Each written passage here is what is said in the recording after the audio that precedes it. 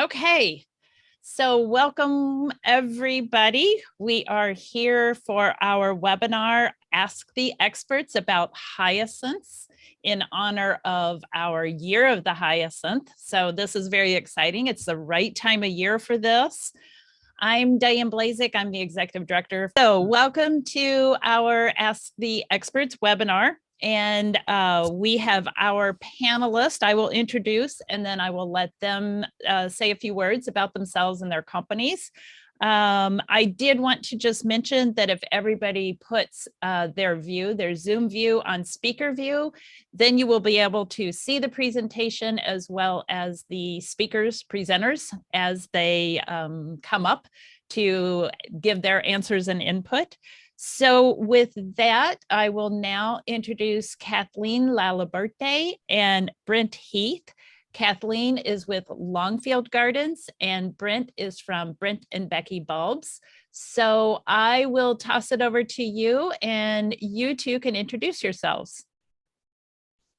Well, Kathleen, ladies first. Okay, thanks, Brent. I do work for Longfield Gardens. I've worked with them for about 9 years. And it is a family-owned business, about 25 years old, based in Southern New Jersey. A large part of the business is wholesale. We sell to retailers across the country, including Costco. And then what I work on mostly is the website. We don't have a catalog, unlike Brent and Becky. We only sell on the internet. So our website is longfield-gardens.com, and we sell fall planted spring blooming like hyacinths. We sell spring planted summer blooming bulbs like dahlias and glads, and we also sell winter blooming bulbs like amaryllis. Our website has a lot of how-to information. We have a blog, and we're also very active on social media, so it's easy to find us if you're looking for us. And I'm Brent Heath, and I'm from Brent and Becky's Bulbs. We're a fourth generation bulb business. My grandfather started in 1900. The fourth generation is sitting across the desk from me and making this all possible. I'm the dinosaur in the group. We're a wholesale, retail, mail order flower bulb business. We specialize in what we consider some of the best bulbs that are available, and we offer them both spring flowering and summer flowering. We also offer perennials. We have a retail shop that daughter-in-law Denise runs, and we have a conference center. We have a lot of events here in Becky's 8-acre teaching and idea garden.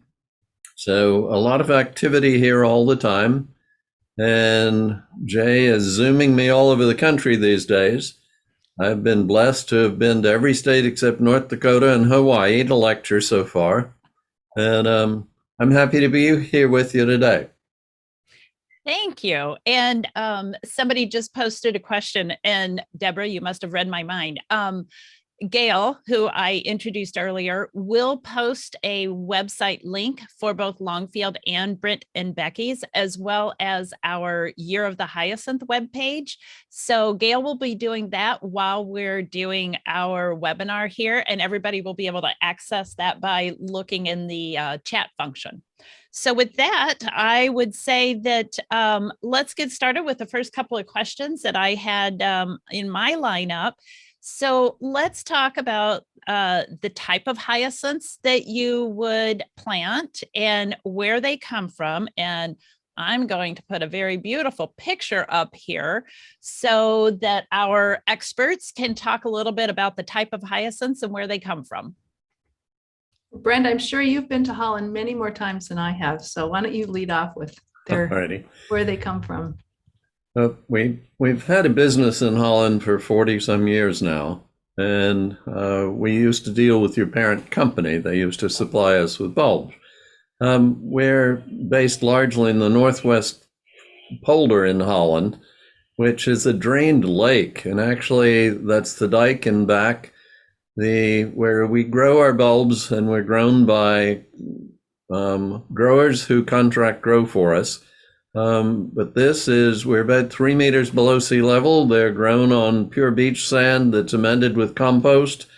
The water table is controlled. It's a very long, cool growing season.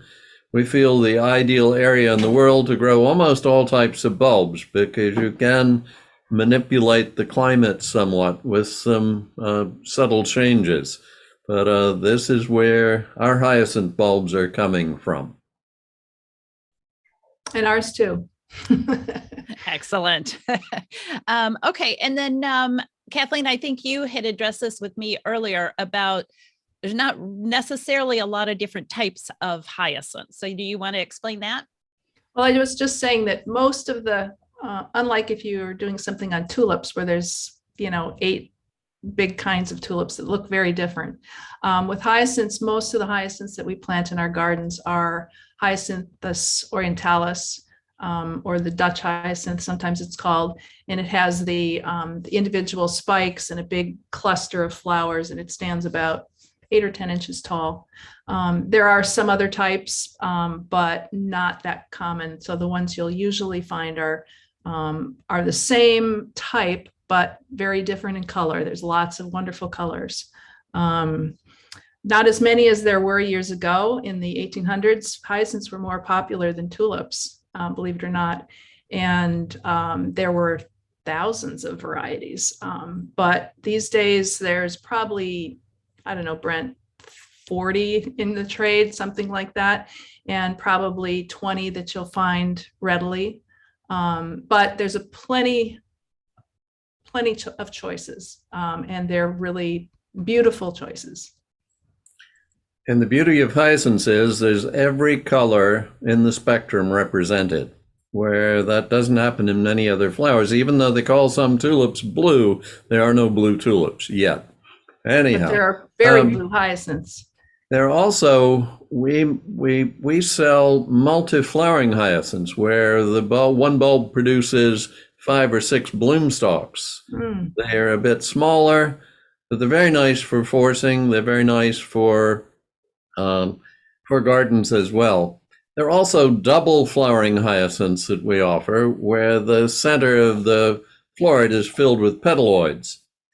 Hyacinths have a great fragrance as well for most people. However, fragrance is a personal perception, and there are some people who don't like hyacinth fragrance. They actually, if there are too many in a room, they give me a bit of a little headache. But anyhow, they're lovely plants. They're wonderful for growing in containers because they're nice and compact, and unless you plant bulbs that are too small or you put them in the shade, they stand up pretty well. So they're really great plants. They're not as perennial as daffodils are. They're more like tulips, simply because they're from a region of the world where the climate's quite different from where we grow them in most parts of this country. Yeah.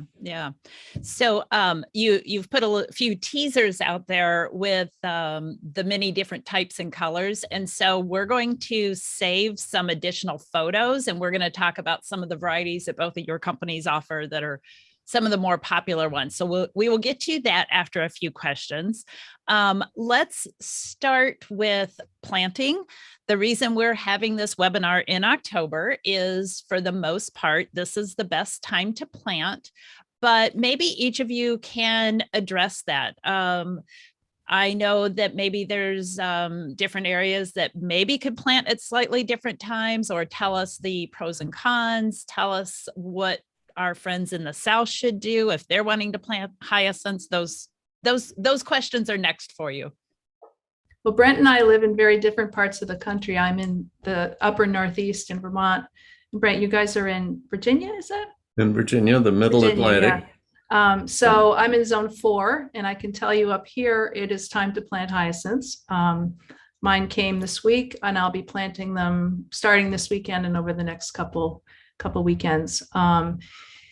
So hyacinths are, like tulips and daffodils, are only available in the fall because they're grown in Holland as a crop, and they're harvested in the summertime and dried off and then shipped to the States and other places around the world. very late summer. So the only time you could buy them is now. And this is the time you also want to plant them. And the bulbs respond best to soil temperatures that are below 60 degrees. So your soils up in the Northeast are reaching that at 6 inches deep, and the bulbs root very quickly below 60. They don't root above 60. So between 50 and 60, they root very quickly.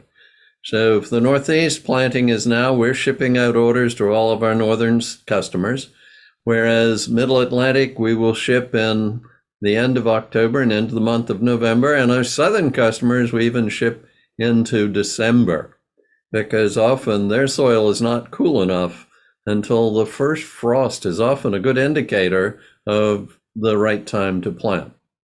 So you bring up a good point that I think is a good point of education. A lot of times you're buying your bulbs, I'm talking consumers, are buying the bulbs online. So they have to go with the ship date that the company they're buying from recommends, because what you're doing is you're shipping at the optimal time for example, my zone. I think I'm getting some this week, actually. So word of advice to anybody buying bulbs is trust the company you're buying from. They will ship them to you at the right time for your zone. And for us, if you do have a particular request, for instance, if you are forcing the bulbs and you want to get started pre-cooling them early, you can request an earlier ship date, but be sure to let us know that that's what you're going to do so we can ship them to you earlier. That's true for Longfield too. And you can continue planting here in the Northeast, depending on the season. When it gets cold, like right now, I still have dahlias blooming. Last year we had a frost the middle of September. So in the Northeast, you can continue planting, I mean, till Thanksgiving at least. So it's nice to get the bulbs in the ground and let them get time to root well, but don't freak out if you're busy or you're traveling or something like that. And it takes a while to get to it. We've all been there. And the other important issue here is once the bulbs make their roots, their cell walls become very elastic. It's almost as if they have antifreeze in them. So once they make their roots, they're not subject to freezing. That's why they don't freeze in your soil in the Northeast, because the cell walls have become elastic and the cell walls don't burst with a freeze. So, but better to root between 50 and 60 degrees, but if you don't get that, they'll still root, but slowly at colder temperatures. Very good to know. Isn't nature amazing? Yes, exactly. And aren't the our good Lord experts created amazing? Incredible. It is so amazing. Yes, it is. Okay, so what about where to plant? Any suggestions, sun, shade, north side, south side? What are your suggestions on where to plant hyacinths? Go for it, Brent. Well, Kathleen, these in nature grow in the sun.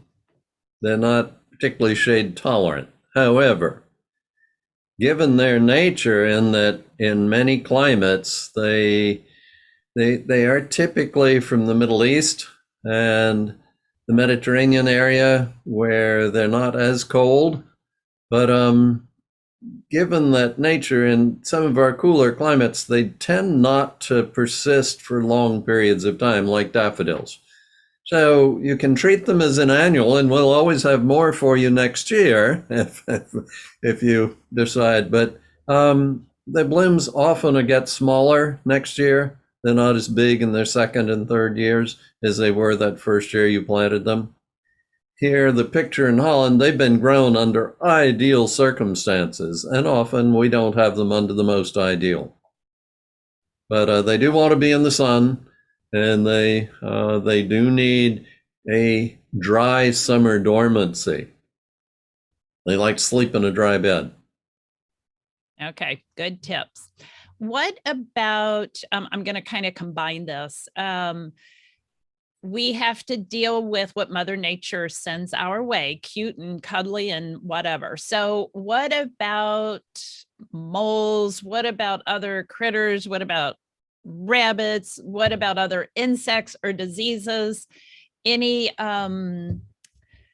advice on what to do if we have some of those critters, or our hyacinths like daffodils, are they a little bit more resistant? And then once they do sprout, is there anything to be aware of that we should be doing to keep some of our little furry friends away?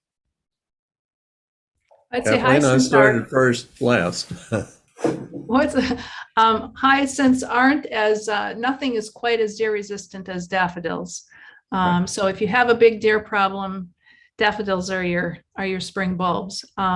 But we at least have found with our customers that hyacinths are definitely less appealing to deer than something like a tulip.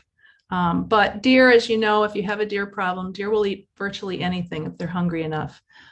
So I'd say, if you have a deer problem, one nice thing about hyacinths, as Brent said, they grow well in containers, and you could put them in containers and keep them close to your house, and then move them around as you wish, rather than planting them out where the deer are. As far as voles and moles, moles don't eat them, but I have a really severe vole problem here, and mice and that kind of thing. And some years they will nibble on the hyacinths, but I find they're, again, much more resistant to damage than tulips are. A couple of things with the hyacinths. They are toxic, but mildly toxic. An animal would have to eat quite a few to kill it, as I understand. However, they do have an irritant in the scales on the bulb. And often, as a practical joke, some of our older teammates get newer teammates to count hyacinths and forget to tell them to put on the rubber gloves. And you itch. The scales get on your neck and you itch. Luckily, you can just wash it off with soap and water. But that also negatively impacts critters, but they do nibble on them. And it is voles, because voles are omnivorous, eat everything except poisonous plants. Moles are the carnivores that eat your Japanese beetle grubs, and actually the good guys, except you don't like the mole runs. They eat only insects. They don't eat plants. To protect your hyacinths from deer, and deer are just, if they're hungry, they're going to try anything. However, there are several repellents on the market for deer, and one we like is called Plant Skid. And a solution of that, the bulb dipped in it, masks the fragrance of the bulb. Critters go after the fragrance of the bulb they're smelling. Works really well on crocuses that smell like nuts, and tulips that smell sweet. Actually, if you go into our tulip storage area, you get a sweet smell, and the critters smell things so much better. So mask that fragrance by dipping your bulbs. When they first poke out of the ground, spray that little tulip or hyacinth with Plant Skid or some other repellent, and more than likely the critters will leave them alone. And I don't know of any insect problems. I've not heard of insect problems. On occasion, hyacinths can get damaged a little bit, bruised. The bulbs get bruised, and they do catch a fungal infection that makes them weep, and they're sticky. But that's the only problem we ever have noticed with hyacinth bulbs.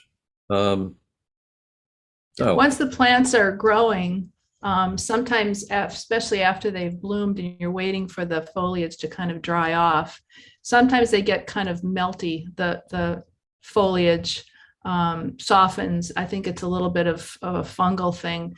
And that is a foliar fungal thing, which is different than a bulbous foliar thing. Right.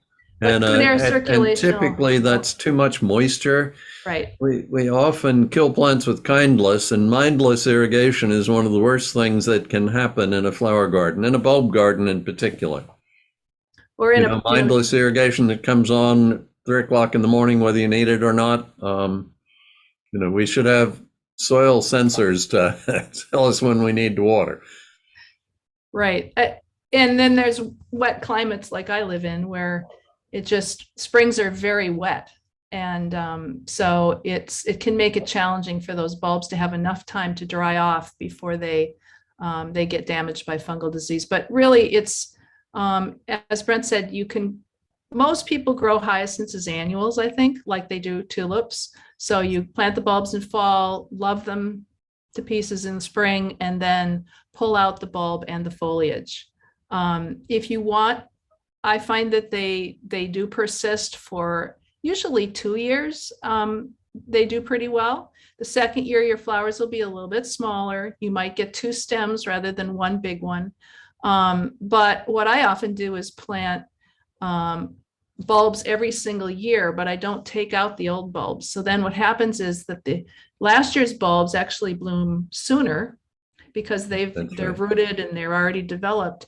And it's a little bit of a, I don't know, beginning show. And then the bulbs from last fall bloom and extend the show a little longer and have bigger, bolder flowers. So that works well for me. And I imagine it may work in other areas too. Do you do anything like that, Brent?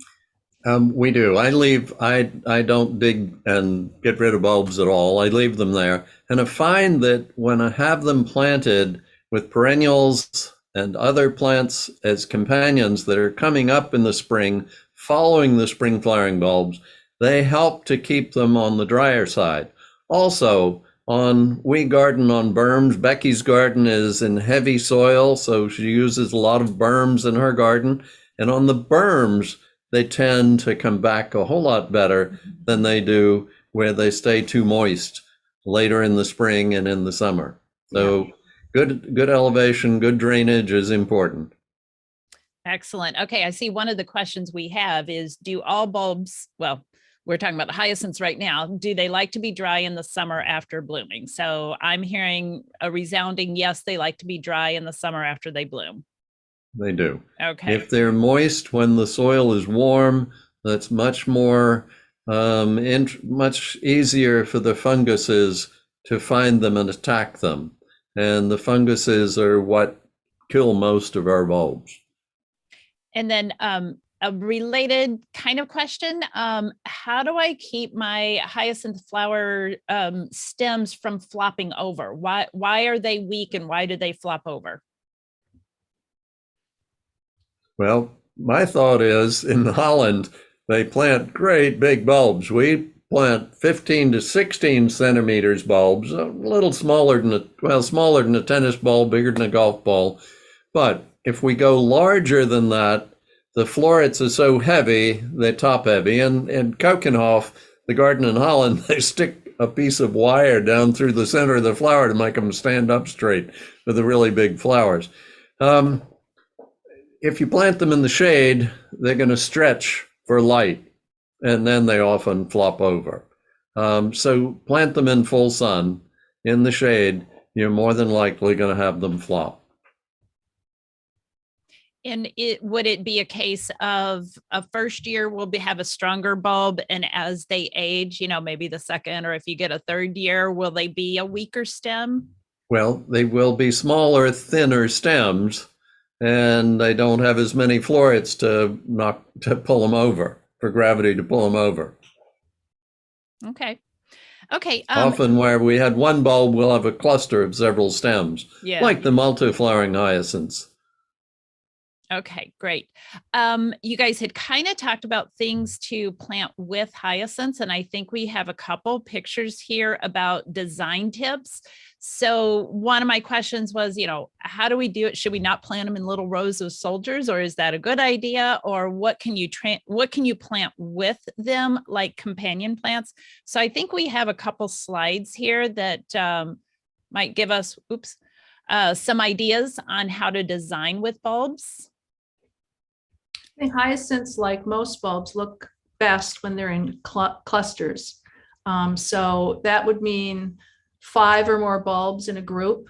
And usually you try to plant them somewhat informally, but kind of in a happy family. With the bulbs for hyacinths, probably 4 or 5 inches on center, maybe apart. And of course, you can plant many more than 5 bulbs, but For home gardeners who want to make an impact, in my garden, I plant groups of 9 bulbs down along perennial bed. In the front of the bed, that's where the hyacinths go, and they're in groups, and they tend to look really nice that way. I mean, you can, if you want a really big display, of course, you can plant them like a carpet like you'd plant a carpet of tulips. But I think they're such good companions for other kinds of bulbs, daffodils and tulips. And as you saw in that prior picture, they just look, I think they look lovely. They're usually the short guys, because at 8 or 10 inches, you want them in the front because they're short, but also because they smell really good, I think. And you want to be able to appreciate them. If you plant them behind tulips or daffodils, you're going to have a hard time seeing them. That's correct. And typically most bulbs go 3 times the width of the bulb apart. Tulip bulbs are about 2 inches wide. So that's about 6 inches apart and about 4 bulbs to the square foot. But if you want a really big show, put more in a pot. Typically in a round pot, you're going to plant odd numbers and typically want them to be shoulder to shoulder. They're going to be in that pot for only 1 year, and you're treating them as an annual pretty much in the pot. You can recycle them into the garden after the foliage matures, but they just won't be as big the next year. So all of these on the right-hand side are pots. And if we have any California viewers, this is at, I'm having a mental cramp. I can't think of the name of the garden. Fololi in Woodside, California.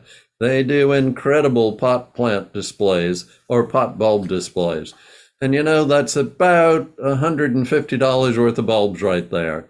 But just think of what that's like for your visitors driving down the street and they see this at your front door. You're going to positively impact everybody, make everybody smile. The other shot is Avalanche Daffodil, and you want to get things to bloom at a similar time, so simultaneously instead of sequentially. So look for all mid-season bloomers or all early bloomers to plant at the same time. And the tulip there is strong gold, the hyacinth blue jacket. And I kind of think the hyacinths as the pants in this. If we used crocuses or muscari, they'd be the shoes and socks. So they're covering the naked knees of the taller bulbs behind them. Awesome. There's a question here that I should have asked earlier because it's one of my questions too. Are grape hyacinths actually hyacinths? No, they're not. They're muscari. It's a different plant family entirely. And that's why common names cause lots of confusion. And we call grape hyacinths muscari at Longfield Gardens because and people sometimes say, well, you know, that's kind of an unfriendly name. Why don't you just call them their common name? But it's actually very confusing to call them hyacinths. So they are not, I think they're another very exciting bulb. Have you done Year of the Muscari? Not yet. We'll have to put that on the list. Okay. Next time. And there are a wonderful range of colors in muscari, and you're talking about common names. We've changed that to nicknames. People have nicknames. People don't have common names. And often people have more than one nickname. We think nickname is appropriate for the gardening public. And we do call them grape hyacinths, and I don't know of another nickname for them. Some have the tendency to naturalize, which actually means most companies misuse the term, but naturalize means a non-native plant that has the potential to reseed and spread. They're great for pollinators as well. Pollinators adore muscari, and we're into doing what we can for more pollinators. You know, we can't get along without insects. So, and hyacinths are also visited by pollinators. Narcissus is one of the few, and there are a few narcissus visited by pollinators, but not many. Now, the little muscari do set seed, and in lots of instances, there are places around the country where there are whole fields of them now. Are they invasive? I don't think so. I think invasive plants should be defined as those that are dramatically negatively impacting an environment. And I only know one little bulb that I consider invasive, and that's Star of Bethlehem, Ornithogalum umbulatum. But anyhow, Muscaria grape, they come in almost every, well, they come in, they're slightly pink, but they're blues, they're whites, they're purples. So lovely color range. So maybe in a Long couple of season of years, bloom. we'll have that as our year of. So we'll Okay. have a whole webinar on that in a couple of years. Good. We do have some more questions about companion plants and combinations, which we're going to talk about combinations and containers. So I won't get that yet. But what about in a strawberry bed? So if you put hyacinths in your strawberry bed, is it going to stay too wet then over the summer? Yep. Okay. Very So definitely, yes. yeah, so that one's not a good idea. We have another question about buying hyacinths. And that's if you're watering the strawberries. Well, if you Becky don't water used the strawberries as a ground cover in her garden, but she doesn't water. She just has a lot of compost in the soil, so she doesn't need to water. And they work fine with other bulbs coming through. Okay. So you can try as long as you're not overwatering them. Yeah.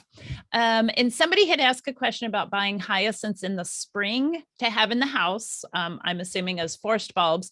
Once the flowers die, I plant the bulbs outside. Would it be better to keep them in the basement until the fall and plant them in the fall? I think that's more about what's the easiest thing to do. Again, don't plant them where they're going to stay really wet in the summertime, but I think you can plant them as soon as they've finished blooming inside and it's no longer danger of hard freeze. You can see the empty spots in your garden, so go ahead and plug them in right then in the spring. That's what I do. And do cut off the flower stalk before you do that. Indeed, because 30% of that plant's energy will go, if it's pollinated, will go into making seeds, and you want it to go back to the bulb instead. Okay, we've got another question then about transplants. If they came up but never had blooms, should I transplant them? Or are there other suggestions for getting them to bloom? Or is this in the case of it's an annual, just buy more, get rid of the ones that are not blooming and buy new fresh bulbs? Depends on how you value your time. Typically, they're not blooming because you planted them in the shade and the solar collectors, the leaves are just not getting enough sunlight to recharge the batteries, the bulbs. Or you put too much nitrogen fertilizer, which encourages a lot of leaf growth at the expense of bloom. So I would say for most people, it would be to buy some new bulbs because it's going to take a while and they don't really recover as well. Yeah. Now, daffodils do, but tulips and hyacinths typically don't recover real well. One of the questions that just popped up, and I had skipped over it earlier, is talking about the type of soil. What kind of soil? Should you amend it? What pH? All of the above. I think like all bulbs, hyacinths want a really well-drained soil. So they don't like soggy soil. Soggy soil will cause the bulbs to rot, which is the problem with having them in a strawberry bed, for example, where they're wet. Unlike the roots of a herbaceous plant, they're just roots, but the bulb has this living thing that is susceptible to being damaged by too much moisture.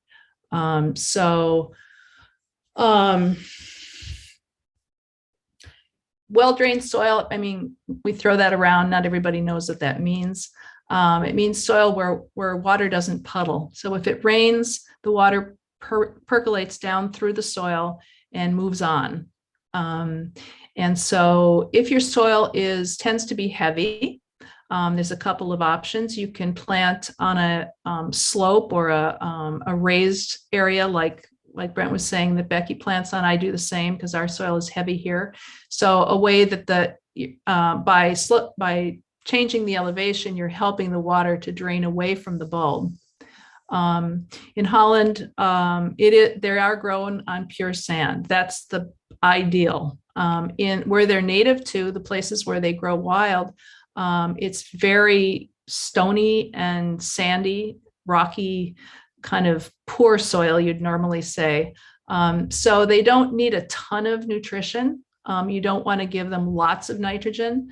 But if your soil is heavy, digging in some compost to lighten the soil is a good idea, because when you plant bulbs, you want them to root right away. And so those bulbs, when you're looking at them, you can't see the roots usually on a hyacinth anyway. So they've got to be in the soil, be at the right temperature, and then the roots will emerge. And they only usually have, maybe a month or even less to grow. So you want to make it really easy for them to do that. And in a nice loose soil like you'd have in a potting mix, for instance, the roots can really get out and get going quickly. So loosen the soil deeper than than you're planting the bulb. Loosen the soil to, if you can, 8-10 inches. Use a garden fork and really loosen it up so that the moisture can drain past the bulb in the winter time. Good. And then soil pH was asked about also. Soil pH between 6 and 7 is ideal. Now, Becky has very heavy gray mottled clay and a high water table. So digging a hole and putting compost in creates a little pond, and that's not so good. So what she does is simply put compost on top of her soil, plant on top of the compost, and then layer up with more compost and mulch. So mulch is fine because ultimately it turns into compost and soil. So that's a no holes method of planting, and often digging a hole in her heavy clay will result in it filling with water. So better to elevate if you can, and be sure you feed your soil. Don't feed your plants. Red Bull doesn't do them any good. It gives them quick energy, but then they go through a slump just like you do when the Red Bull wears off. I hope Red Bull doesn't sue me someday, but anyhow, that's an analogy for quick-acting fertilizer as opposed to feeding the biome, the microbes in the soil, which make everything available that the plant needs. And I think on that note, what you want to give flower bulbs is this loose and friable soil, not necessarily the nutrients. It's more the growing environment that the bulbs are in. Because the bulbs already contain what they need to produce a flower in the spring. So giving it lots of nutrition, it's, if it's a perennial, even then, bulbs, at least in my experience, don't need a ton of fertility. What they do need is nice, loose soil that drains well. And when we're planting in pots, that's really important too. In the ground, you plant bulbs 3 times their height deep.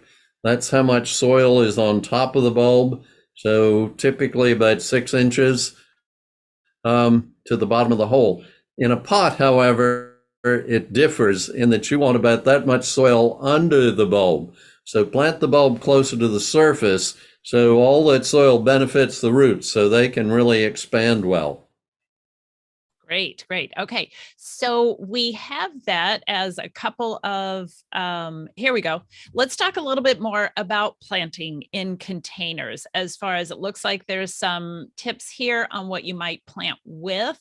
Brent, you had already talked about planting at the same time, either an early, a mid, a late season bulb. So maybe you guys want to talk about that. One of the things I think you had already mentioned is planting them close together, but you do not want them to touch, correct? Because that might, or is that an old wives' tale that it might cause rotting? I don't know. So talk about growing in containers, when to plant, and what do you leave them outside? Do you put them in your garage? Is it different for different zones? It is very different for different zones. Bulbs can't freeze. If they freeze, it'll kill the bulb, kill the flower inside. You'll find in the spring, if the pot is frozen, the bulb is mush. I know from experience. And where I live in zone 4, it's much too cold to leave pots outside. So Brent, why don't you talk about what you guys do for pots? Because the only way that we can do it here is if we pot them up and put them either in a a cold cellar. They need to be, 45 degrees or so ideally, or in like a second refrigerator, that also works. But it's for people in zones 3, 4, 5. It's not really recommended to leave the pots outside for the winter unless you can really protect them and make sure they're not going to freeze. And Kathleen, you've got a great point, but that also works for 6 and 7. Once the bulbs make their roots, the cell walls become elastic, but you need to keep them uniformly cool all winter. And ideally, it's under 40 degrees. Either you keep them in the beer fridge, you don't drink beer in the wintertime, so you kick the beer out. Never put them in a fridge with fruits and vegetables. The ethylene gas given off can cause them to abort their blooms. But pot them up, root them at the proper temperature, and within 2 weeks, that pot will be full of roots. And then just the uniform cool. So a uniformly cool garage, the refrigerator. We even find on the north side of a building, covered with a good layer of mulch works just fine. On the north side of a building, because they're out of the sunlight. And the sunlight is the problem. If it warms up mid-January and that pot gets warm, the bulbs will be tricked into thinking, well, I've had my cold period, the vernalization I need to bloom. They start to grow too soon. And then if you get a late freeze, that's when they can freeze and turn to mush.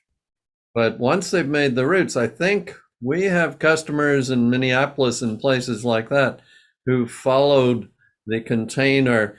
Also, the pot makes a difference. The modern pots that have foam cores, you want to keep that soil uniformly cool. That's what's most important. We did trials at Penn State on growing bulbs in containers outside, and those with a layer of gift wrap foam on the inside of the pot. It's like the insulation in the walls of a house. So important. Keep that soil uniformly cool and don't let it warm up too soon. Now, Diane, you talked about touching. Well, it's unfortunate that some people don't like to be touched. Others like to be hugged. I like to be hugged. But anyhow, and the bulbs, as long as they're healthy bulbs, you don't have to worry about them touching. And when I'm doing my living flower arrangement workshop, I always say they want to be shoulder to shoulder, and I bump my shoulder up against somebody just to give an example. So, and we do them in concentric layers. The first layer is the tallest thing in the pot. And again, odd numbers. We'll do 3 or 5 in the center, and then we'll put soil up around their shoulders, and then we'll do 5 or 7 around them, and soil around their shoulders, and each ring gets a little bigger, but the plant coming up will be a little bit shorter. So it'll be a tiered effect with the tallest here, and then down to here, and down to here, and shoes and socks like the anemones or crocuses or muscari on the outside edge. Oh, and I've got hyacinths. They go in there. They go after the tulips. They're the next layer after the tulips. And I see muscari in there too. Yeah, I just wanted to add something about the growing in pots in a cold climate. Where I'm, it gets to 25 below zero in the wintertime. So it's really cold. And my suggestion is, if you live in a cold climate, just don't invest $100 the first year in planting in pots. Give it a try, because some people's basements are cold enough. Your garage might be perfect, or an outbuilding against the north side of your house might be great if you put some coverings over it to help insulate it. You sort of, just like all kinds of gardening, you have to experiment, because each location is different. And unfortunately, every winter is also different. So you may have success one year, but not have success another year. So I think it's a great way to experiment. Bulbs are not expensive.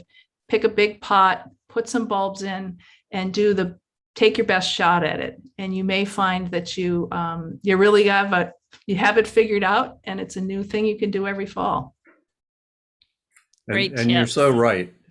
the good Lord keeps us humble by varying things that the climate and conditions and things like that. So yes, indeed.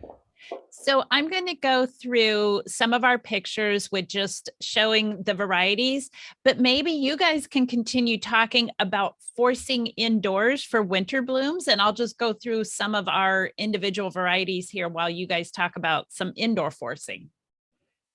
Go for it, Brent. I don't have a ton of experience doing that. All righty. Well, most early blooming bulbs force easily because they have a shorter cold period, cold requirement, technical term vernalization. And so if they don't need as much cold, it's much easier to give them that requirement, and then they can force earlier.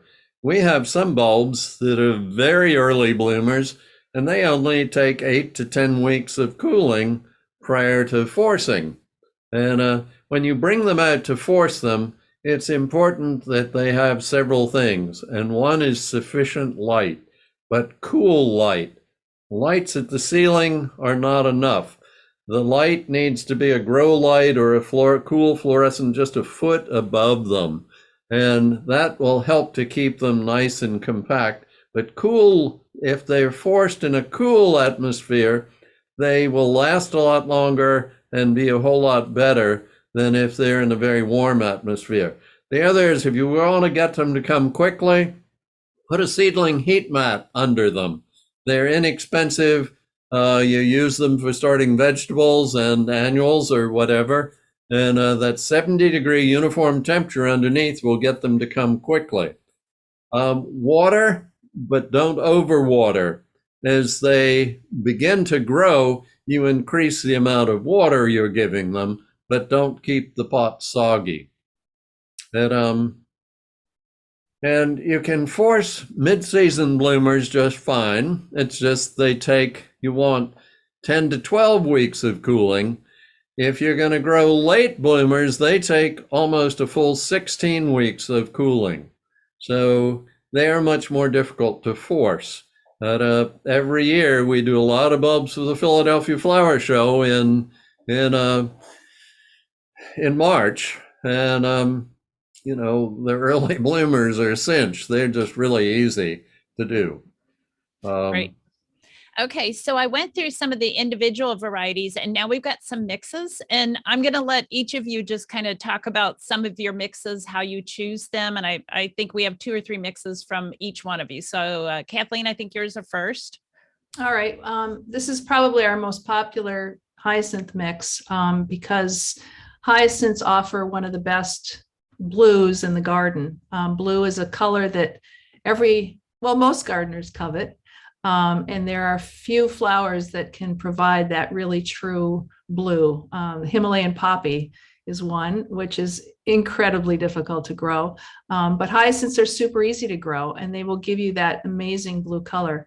This mix is nice because it has a full range of blues, from that really pale Wedgwood blue to dark blue, not quite a navy blue, but and some of the florets have some white stripes on them. Some of them are solid, and they just look good together no matter what. And blue is a great complement for daffodils, for the yellows.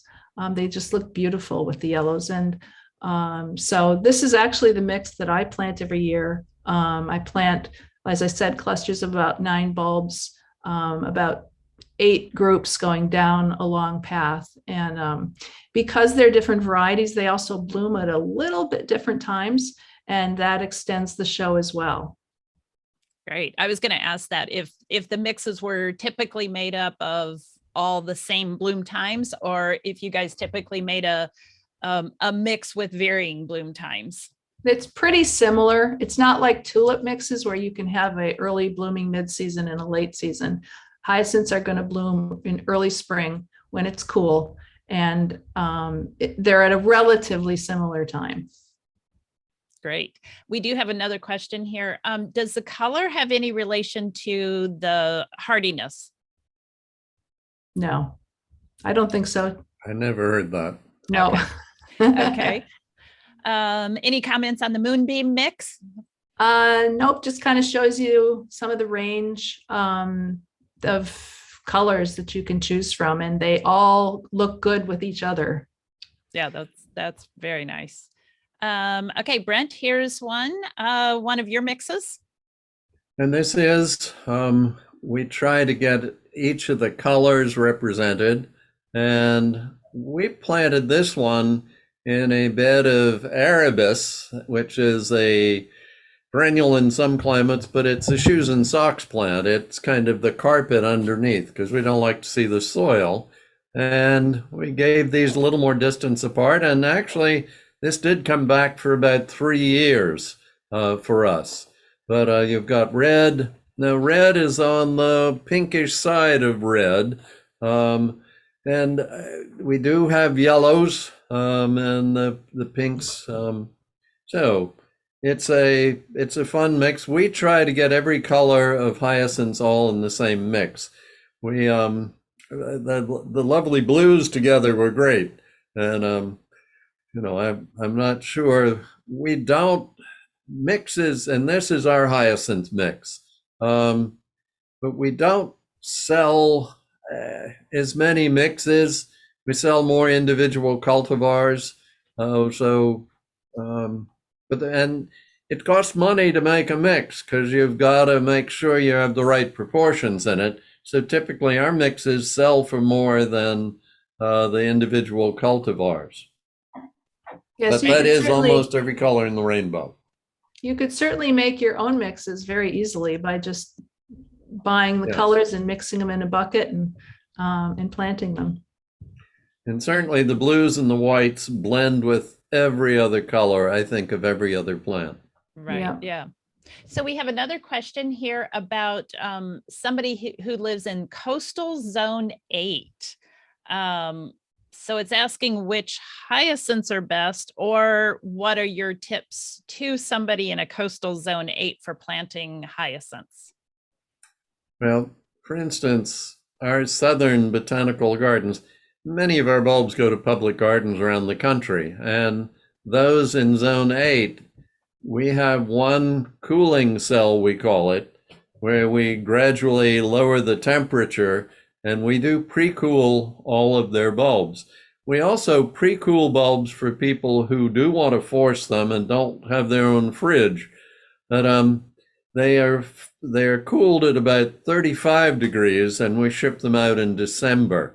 So and those southern gardens, we also have snowbirds who live in the north but spend their winters in the south, and they want to have spring flowering bulbs, so they also buy the pre-cooled bulbs. So they, in those warmer climates, it is important to give them that cool vernalization prior to planting,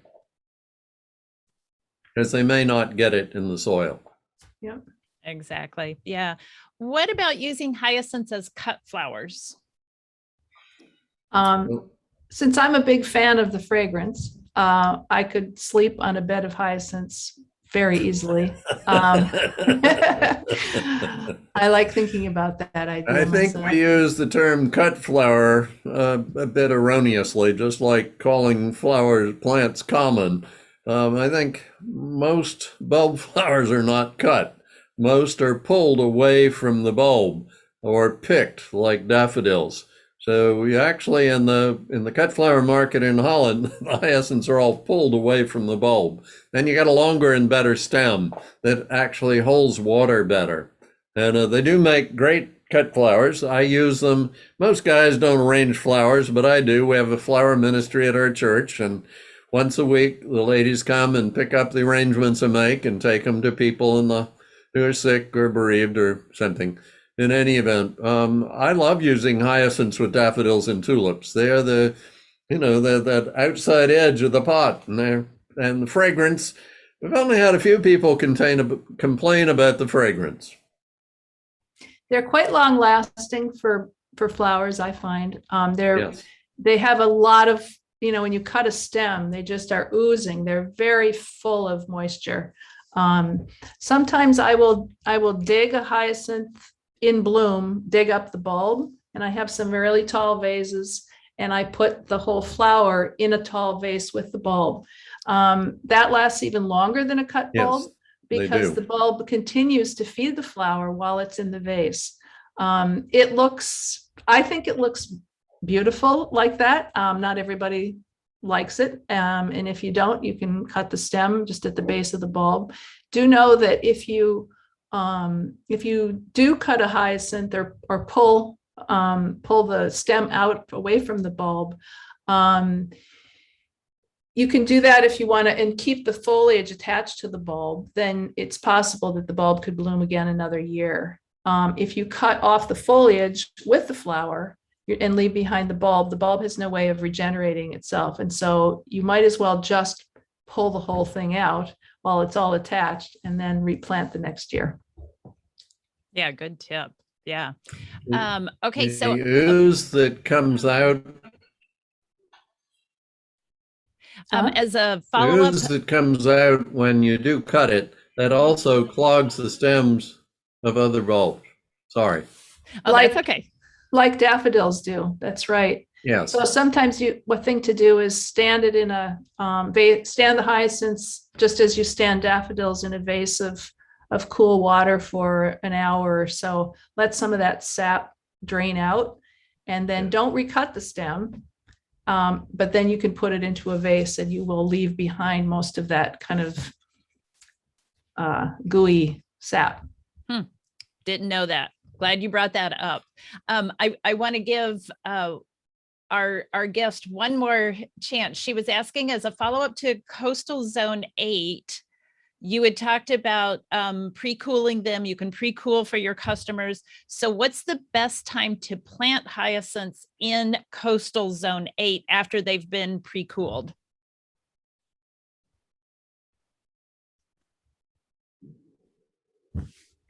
Before the ground freezes, if it's going to freeze there, but typically in December, early January is fine. You want to plant the bulbs within 10 days of receiving them from pre-cooling. They begin to lose the effect of the cooling if you leave them out longer. So plant them as soon as possible after you receive them. So it goes back to what I was saying earlier, is trust your bulb supplier when you're ordering them online. And if you are asking that they be pre-cooled, again, they will ship them to you at the time that you should be planting them in your zone. And I'll mention that Longfield Gardens does not sell pre-cooled bulbs. So I'll save you the trip of looking on the website for them because they're not there. But you can purchase the bulbs and cool them yourself. Put them in that beer refrigerator where there's no vegetables, no fruit. Leave them in the plastic bag that they come in so they don't dry out, and keep them in there for at least the number of weeks recommended. You can leave them in longer, but that's the minimum. And as Brent said, it's important not to let the temperature fluctuate. The bulbs need to be at a pretty consistent temperature for that cooling period. Kathleen, I may just add, I imagine your bulbs do have, your bags have some ventilation. So they don't want to be in an airtight bag. Right. Because they can mold in an airtight bag. That's right. They don't want a lot of air movement, but they do need some. Yeah. Fresh air. Right. So they come in perforated bags. Don't put them into a trash bag and close it up and close the fridge. That's a good point. So our bulb suppliers are shipping in the right types of packaging as well. So that's why we have you guys on here as experts. You and your company certainly know how to treat bulbs and educate everybody on how to best plant them. So we are already at an hour. Any closing thoughts from the two of you? I think we've answered everybody's questions that popped up. Buy some hyacinths, put them in the ground. You'll be happy. You know, what we do with flowers positively impacts everybody who gets to see them. So be sure to plant plenty. Plant them in your front yard. Plant them where in a city park, around your library. People who smile when they see flowers tend to be much more productive. They tend to be much happier.